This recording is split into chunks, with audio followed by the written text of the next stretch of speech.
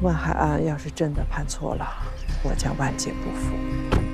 我觉得这次东平政法系统的大地震是免不了的。这次专案组来势汹汹，不像是只走个过场，敷衍了事。你的意思是，这不只是阵风？每次风来的时候，不都是天昏地暗？所有人都认为要改天换地了，结果呢，东平还是原来的那个东平。那你打算怎么办？主动找专案组说明情况，还是检举揭发？这有些人啊，一有风吹草动，就胡乱的检举揭发呀。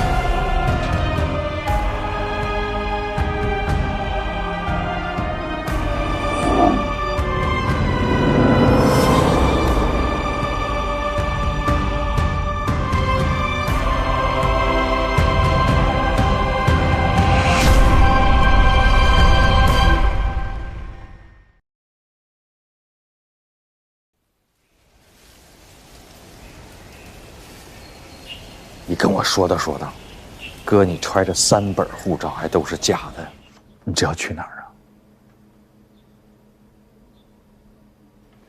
哎呀，洪亮，哥错了，犯错误了。作为一个公职人员，我不应该去买假护照。我确实错了，违规。我也不瞒你，我想去趟香港，给孩子上个保险。你像这种事儿跟组织说，他不会批我。再说这个事儿我也不能跟别人讲。哎呀，但是今天这个事儿说起来，我真的谢谢你呢。如果要不是你拦着，我就是错上加错呀，我这个错误就犯大了。不用谢，咱俩扯平了。嗨，我相信孙局，你一定也明白，说我们今天请你来，肯定不是说就因为这3本护照，或者说你想私自出境这个事儿。前2天呢，有这么一个人，哎，就坐在你现在这个位置上，啊，他指认你了。他呢，你应该很熟悉，是你的老部下，他叫江红军。啊，你不用再说了。他咬我了，是吧？这么说吧，你们要是没有真凭实据，你们也不会抓他。如果他不咬我，你们也不会把我请到这里来。但是，我想问你啊，洪亮，你觉得哥是这种人吗？老领导把我一路提拔到今天的这个位置，多不容易。别人不知道我的为人，你还不知道吗？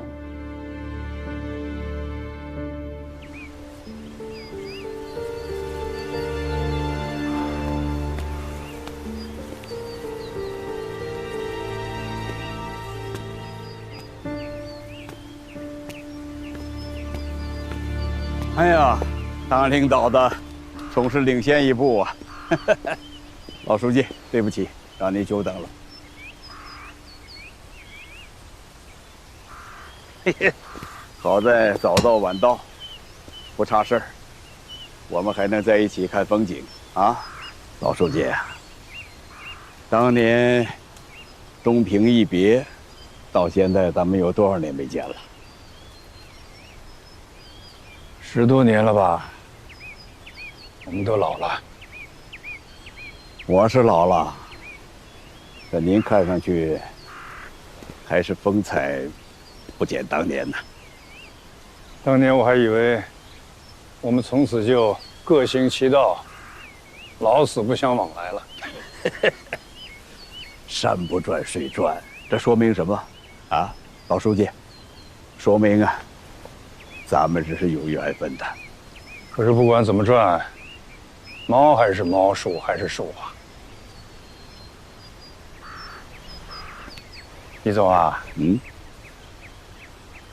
人老了就要服老，一代人自有一代人的活法，儿孙自有儿孙福，他们的路最好还是让他们自己走。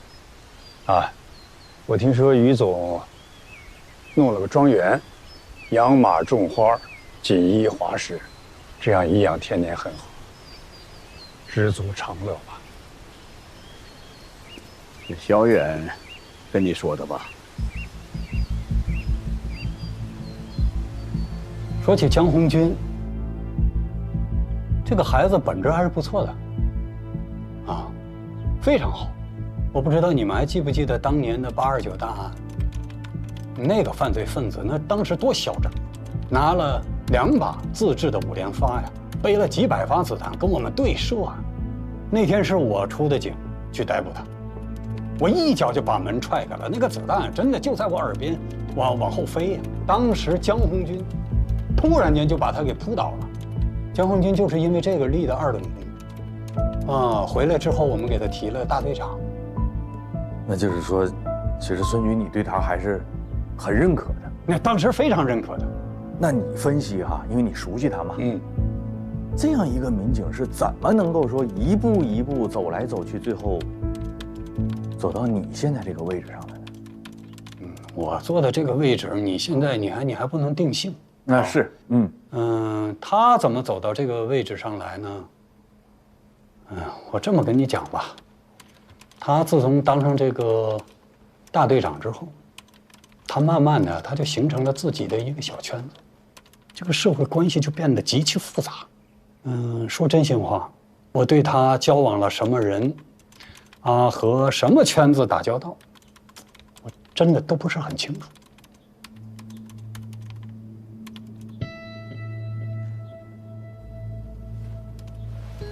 听明白了，就是说其实你们俩，慢慢的私下的接触没有那么多了。那不管怎么说，就是你们俩当时啊，上下级一场也好，还是说兄弟手足情深也好哈，那他怎么还会说，坐到这儿，把你给指认出来了呢？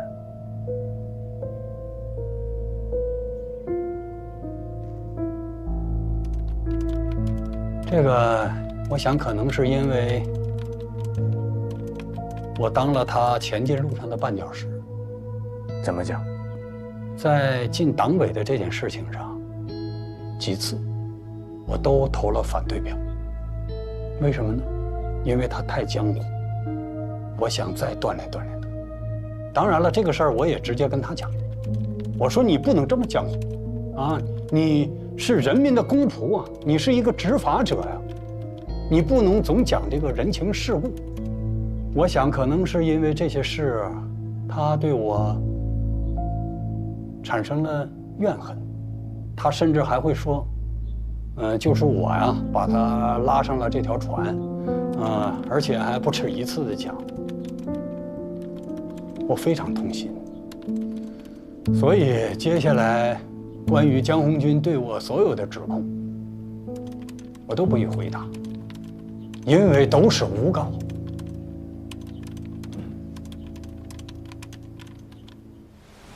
老书记，我知道，您今天找我来是为了什么？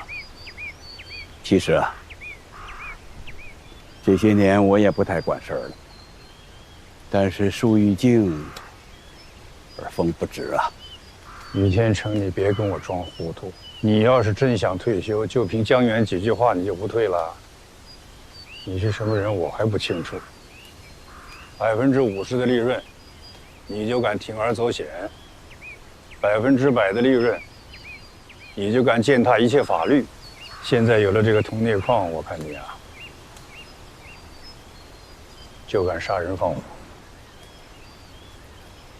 可是我要提醒你，现在不是10多年前了，党纪国法不容践踏。你要是再玩你们那一套，我相信你会连老本都赔进去。你还想再把我们家卷进去一次啊？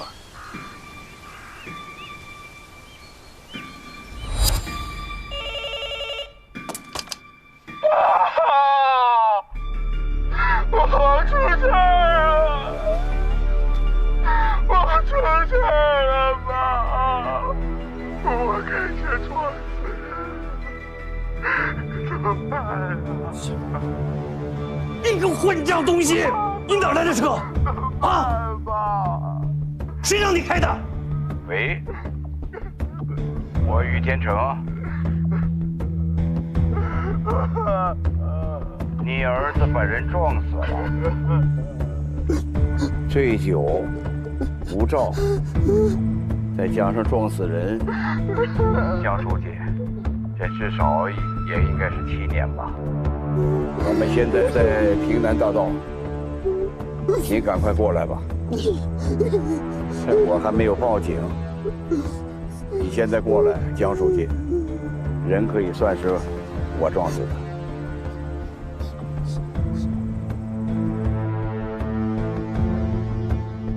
于天成，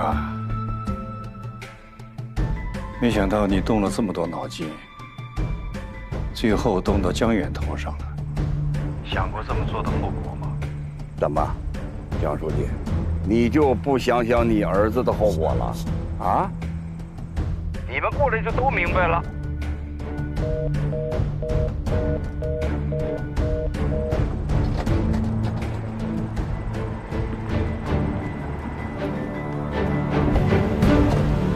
张书记，经过调查，肇事车辆的司机不是江远，您可以先带他走，后续需要配合我们再做个笔录。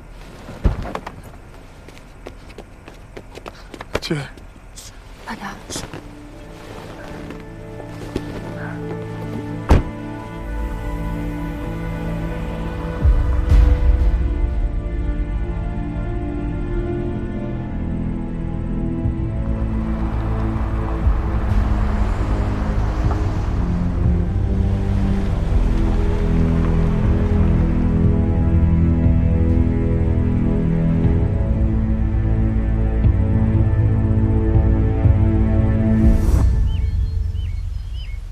老书记，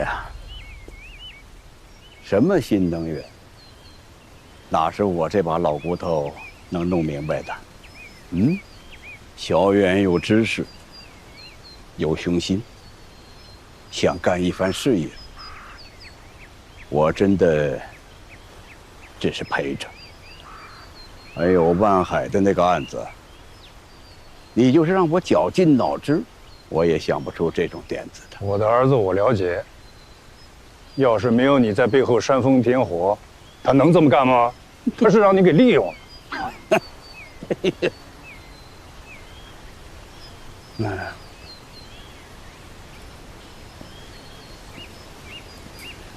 好吧，于总，你到底要我怎么干，才肯放过江远，放过我们家？老书记，谁放过谁呀？那座矿山本来就是我的，事情发展到今天，我们都收不了手。我和我的学生，包括你，早就被裹进去了，而且是被你们家江远给裹进去的，不是吗？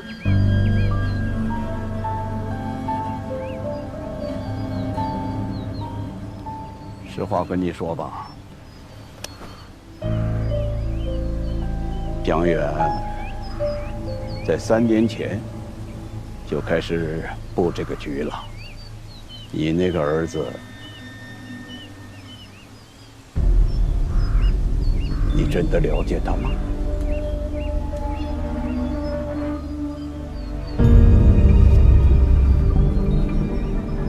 那，咱不能在半山腰待着吧？走吧，继续上山，啊！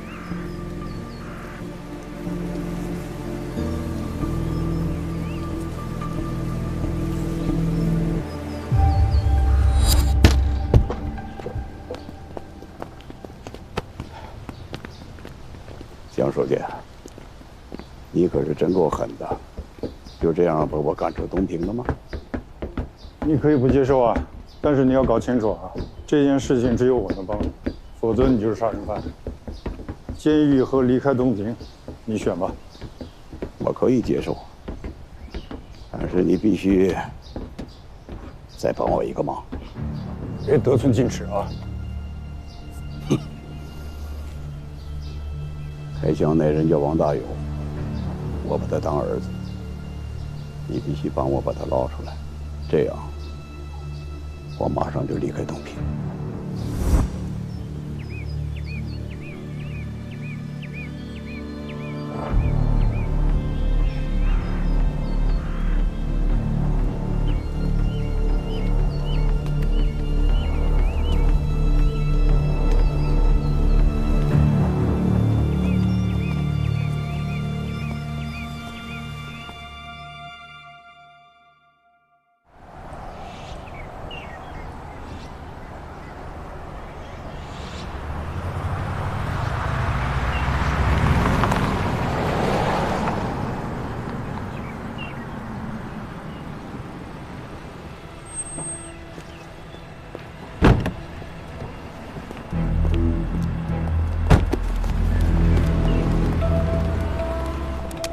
简明同志打电话说要来汇报东平的政法工作，我想还是请张放同志一起听听。那两位领导我就直说了，东平接连出问题，给组织添麻烦了。前几天我也是一时心急，就给张检和书记打了电话，一是想了解情况，再就是想更好的配合工作。确实有些唐突，前几天又出现了突发情况。我这个做下级的实在也是坐不住了，只好直接跑来找两位领导请指示。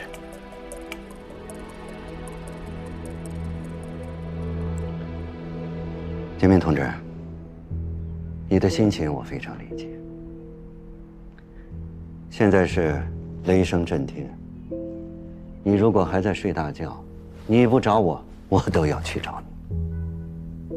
根据现在东平的情况，省政法委已经组织了专案组，前几天专案组已经进驻工作，这个你已经知道了。所以，希望你们提高政治站位，放下坛坛罐罐，严守办案纪律，密切配合好专案工作。蓝书记，前期的工作没有告诉你，是出于组织的决定，还有办案的需要。专案组已经对公安系统的2位干部采取了强制措施。案件还在进一步的审核登录。这个我已经清楚了。虽然我们按照中央、省委的要求，高度重视干部队伍建设，18大以来，更是从严管理、从重处分、高标准要求。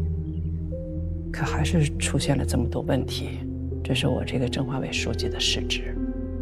回去我会向市委汇报、检讨。接下来。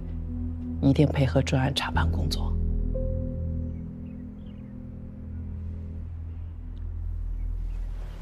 简明同志，你有这样的态度，我很高兴。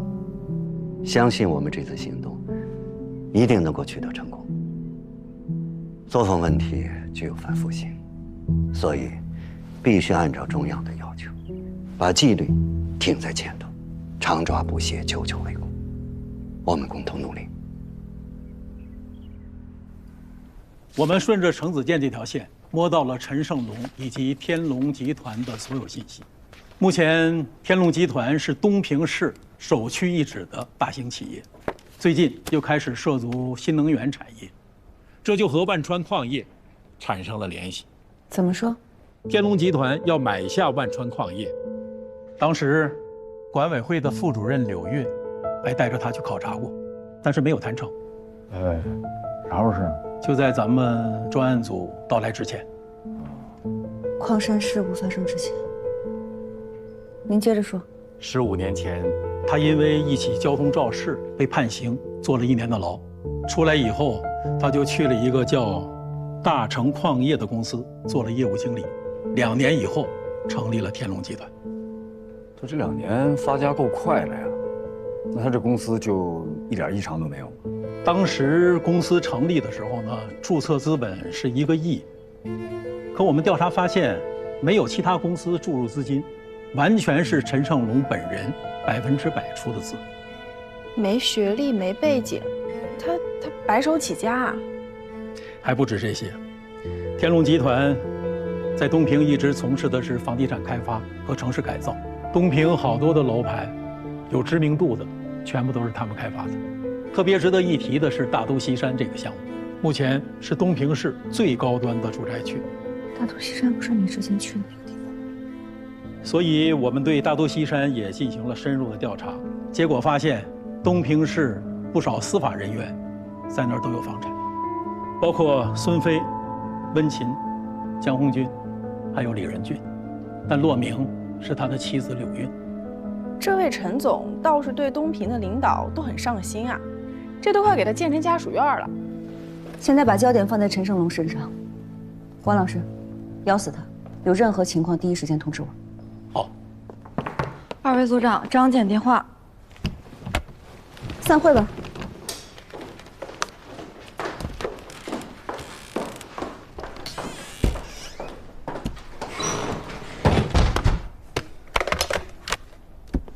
张姐，我是郑亚萍。你好，我是洪亮。刚才严书记已经把专案组进驻的事情告知了东平政法委，你们现在已经转入阵地战了，也不用再投鼠忌器，现在应该尽快的撕大口子，快速突进啊！不要给他们以任何喘息的机会，防止他们相互勾结，订立攻守同盟，给我们的办案增加难度，知道吧？请领导放心，我们一定会全力以赴。好。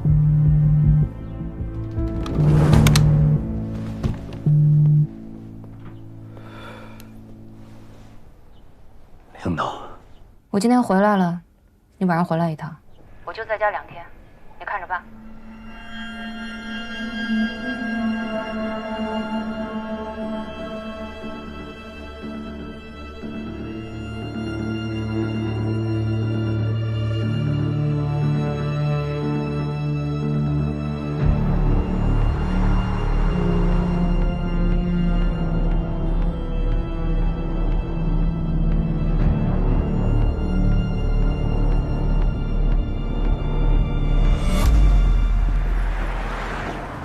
接到通知了，看来这把火是要在东平烧起来，来势汹汹。那你打算怎么办？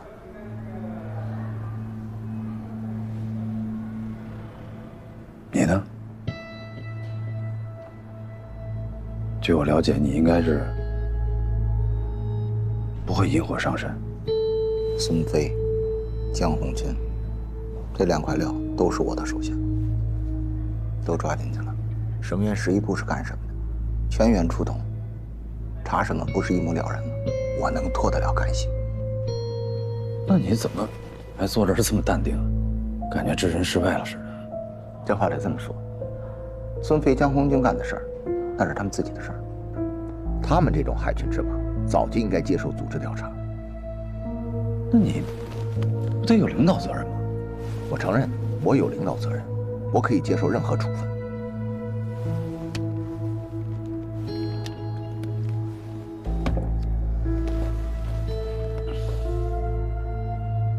老徐，咱们办过那么多案子，拔出萝卜带出泥，简单还少吗？你这话没错，可是我跟你说，就这俩孙子，我早就看他们不是好东西。专案组来了，我绝不能躲。我要是想躲，我一早就躲得远远的了。你能躲，我就没这觉悟。就这门外边这些人，有多少人，都是谁在往里头，我都不知道，我躲不了啊。那你打算怎么办？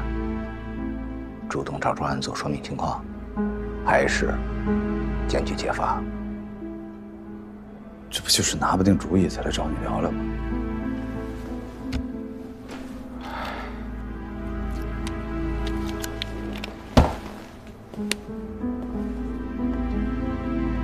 老弟啊，哥哥我比你年长几岁，毕竟多吃了几碗干饭。这次专案组来势汹汹，不像是只走个过场，敷衍了事。越是到这个时候，你可越要想清楚。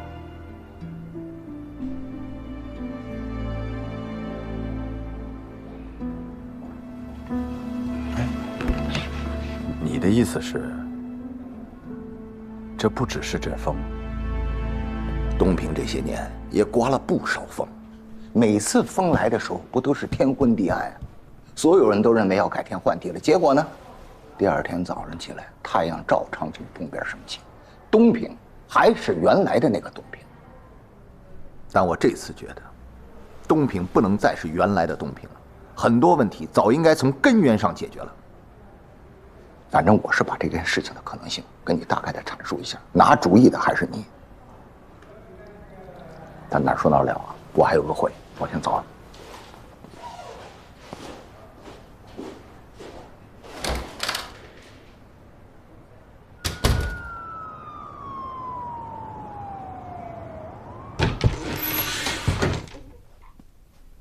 爸爸，哎呦！爸爸，哎呦，好久不见，爸爸，红亮你怎么这么长时间没回来呀？蓝书记，爸，兰姨，那你们俩我去哄豆豆睡觉去。好好，去吧。给兰奶奶再见。哎呦呦呦呦，要来了！哎呦，奶奶晚安。哎呀，晚安晚安，宝贝儿，快去。嗯，你们聊啊。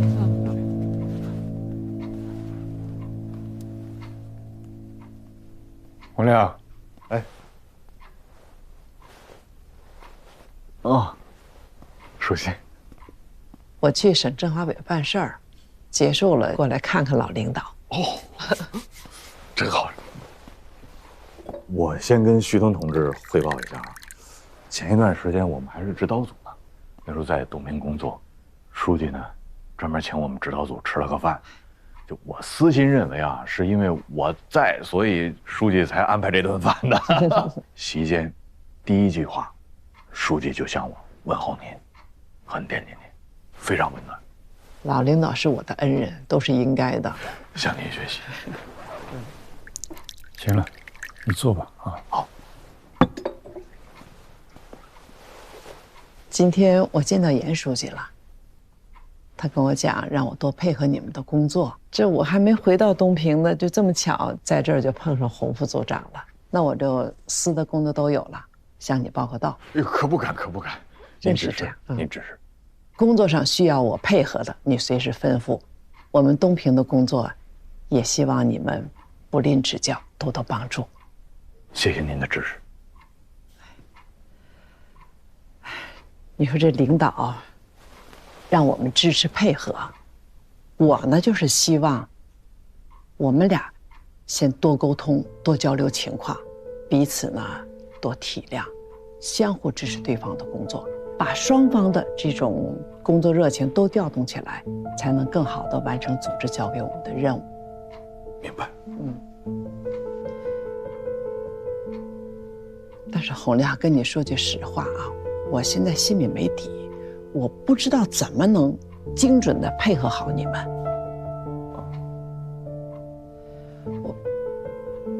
老书记，你就说这万海案啊，首先我不知道我们错在哪儿了，事故的处理呢是不是也有问题，包括孙飞的情况都不太清楚。你觉得哥是这种人吗？老领导把我一路提拔到今天的这个位置，多不容易。别人不知道我的为人，你还不知道吗？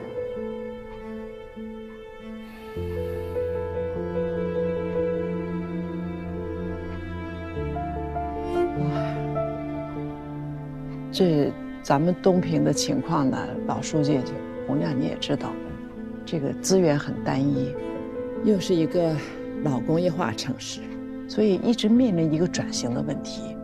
可以说咱们都几乎就是没有希望，但是这同念，它给咱们带来了转机。下个月，王书记准备召开新能源的招商引资大会。好事。是啊，紧锣密鼓这筹备呢吧？哎，电话打进来了，说最近东平丑闻不断，还能不能投资？你说这现在领导就特别着急，让我尽快给一个说法。我这急得没办法，只能来找老书记求助了。老宇，这次专案组闹得挺大的，整个东平风声鹤唳的。我觉得吧，我们得想想退了，现在把他们送出去，要真查出什么好歹来，他们也已经出去了。啥意思？有人背锅？那这些人就真的回不来了？我是说万一，那我们总得想想退路吧。万一要真出事了，我们走不了怎么办啊？你听好了，这些人可都是跟我多少年的，少在这给我指手画脚。我真没跟您指手画脚。那要是他真是被抓了，你确定他不会把你给供出来？啊？哎，我知道你把他们当学生，那他们把你当老师了吗？你是不是忘了之前他怎么跟你叫板的了？他有跟你念旧情吗？老宇，咱真不能妇人之仁，当断则断呐。怎么断？哪个事儿能断？跟谁能了断？少在这给我煽风点火。你知道我跟这些人的关系吗？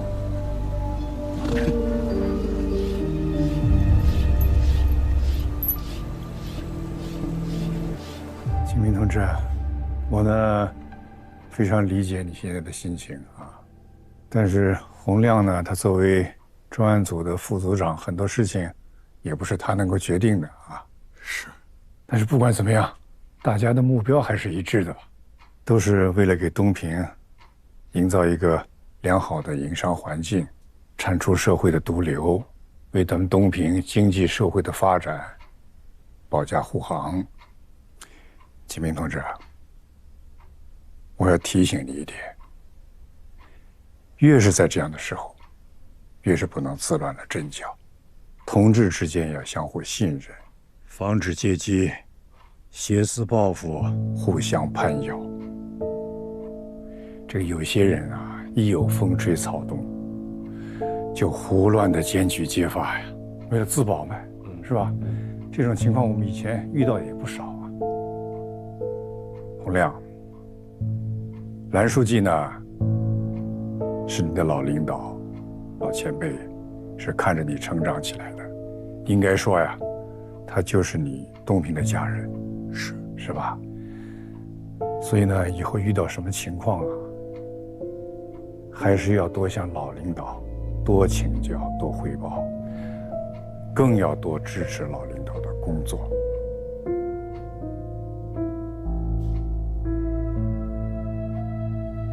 我全力以赴。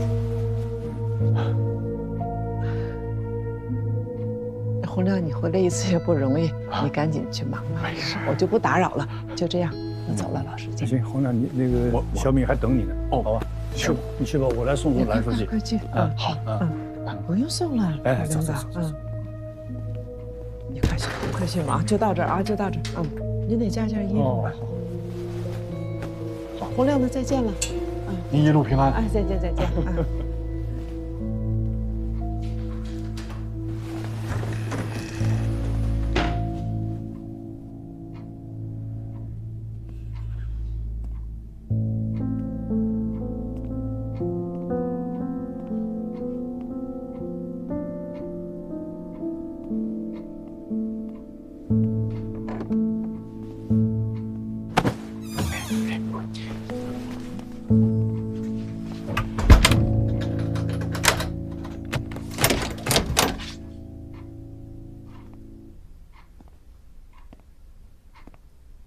景阳，这一次这个情况复杂，我怕是帮不上你了。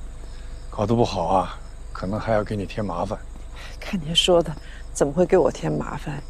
要说麻烦，也是我给您添麻烦。说心里话，我觉得东平这次政法系统的大地震是免不了的。现在已经进去2个，后边还会有谁会涉及其中，我都不敢细想。万海安要是真的判错了，我将万劫不复。不过你啊，也不要听着风就是雨啊，还是要稳住局面，团结大家。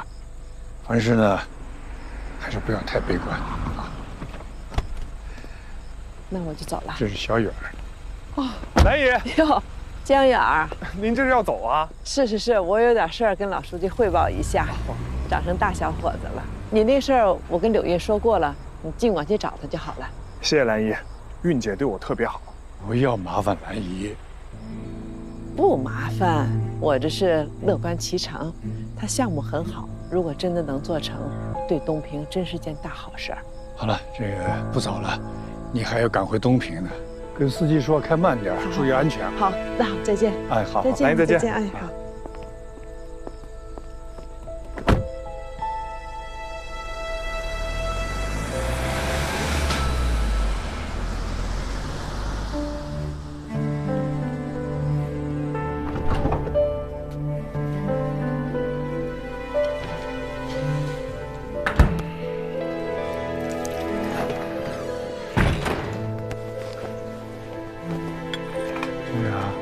还想跟你说2句啊，还生我气？好吧，那天是我不冷静，我向你道歉，啊。您不用道歉，事情都过去了。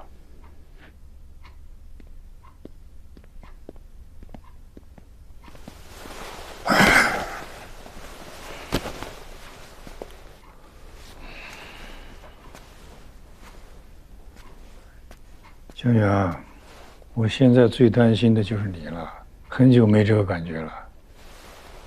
我记得，还是你母亲去世的那一年，我在县里挂职锻炼，忙得不可开交，回来办完了丧事，当天晚上就回了县里。还没过2天呢，你姐就来电话了，说你不肯上学，我这儿又没时间回去，气得我呀。天天晚上睡不着。爸，我现在长大了，不需要你担心了。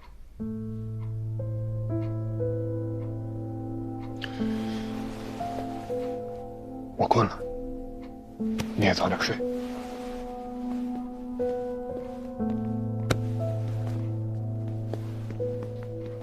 哎，爸，你又要跟我说不让我去东平是吗？你要相信，你老爸说的任何话，都是对你好。你们别对我好，别是为我了，行吗？您摸摸您自己的心，您是为您自己，您为了您自己的清誉，您要真是为了我，就替我思考一下，好吗？我就因为是您的儿子，所以我不能在东平创业，这可笑吗？这简直……我不想跟您吵，咱不聊这个话题了，好吗？我给您倒下水，您也冷静一下，我也冷静一下，行吗？啊！你不用倒水，你能不能坐下？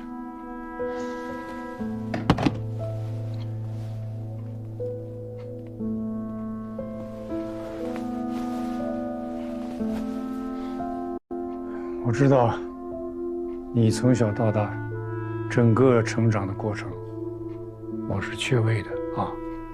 因为我看到你现在的成绩，我很欣慰。你也有能力，有学历，我相信在任何地方，你可以创造一番事业。但是还是那句话，不可以去东平。我们在这边已经投了几个亿了，现在不是我一个人说停就能停的。现在已经不是钱的问题了，立刻回头还有希望，否则的话，我回什么头？我就是正经做生意，我创业，我有什么需要回头的？我做什么伤天害理的事儿了吗？你知道东平现在的事儿有多大呀？我需要知道吗？专案组正在查东平的事儿，你不要去趟这个浑水，好不好？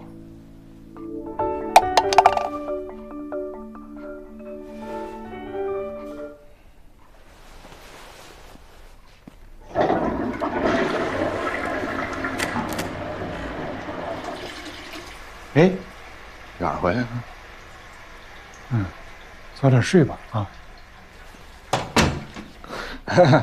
辛苦辛苦辛苦。冰箱还有尿吗？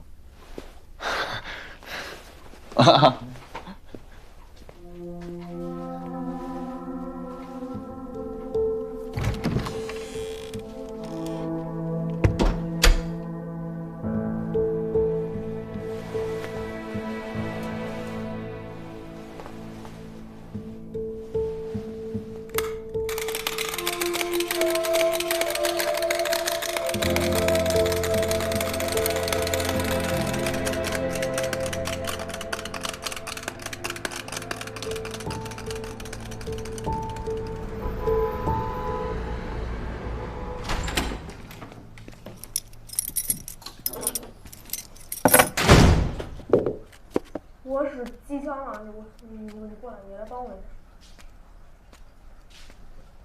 拿了。那个三号，你过来帮我一下，过来帮我一下。哎，人呢？人快来，快来！哎，怎么不来啊？哎，办案子证据充分就行了，达到法律真实，不要苛求客观真实。事实一天不清楚，证据一天不确凿，万海案就不起诉。如果王玉有问题，那么说万海这个案子就做不实诚。说谢鸿飞怎么样不重要，仇振兴怎么样根本不重要，就是万海案在你心里边最重要。因为万海案整明白之后，你这个代理俩都拉走了，你就是李仁俊检察长那个李仁健。就是因为你万海案办得好，才让你上桌的。省院11部是干什么？全员出动，查什么不是一目了然吗？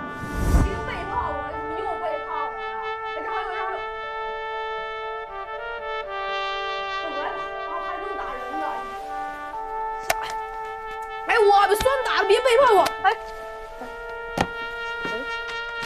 今天考了高分啊，那个刘主任特批我今晚能多玩1个小时。行啊，考得不错呀。哼，那可不，你也吃点这个，挺好吃的。说你胖，你还喘上了。哼。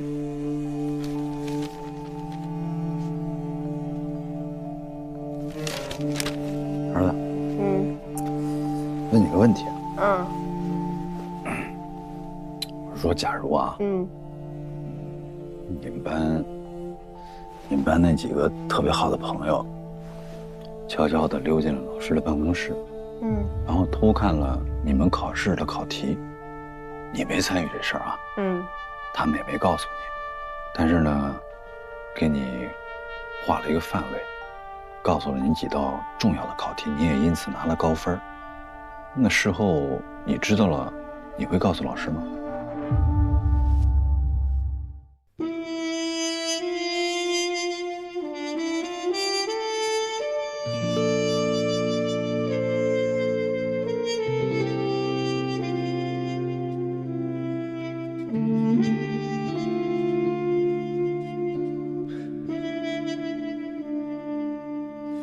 萌芽藏进土壤，阴暗着窗，窥不见光，何时探出希望？迷雾不再隐藏，时刻寻觅生长，直到无从遮挡。做一朵野火里烧不尽春风来吹，又生冷冻里盛开的花，灰烬里挣脱，要真相不在沉默中掉落。做一朵狂风也遮不完凌云中开不败的冷冻花，写成结之光，让无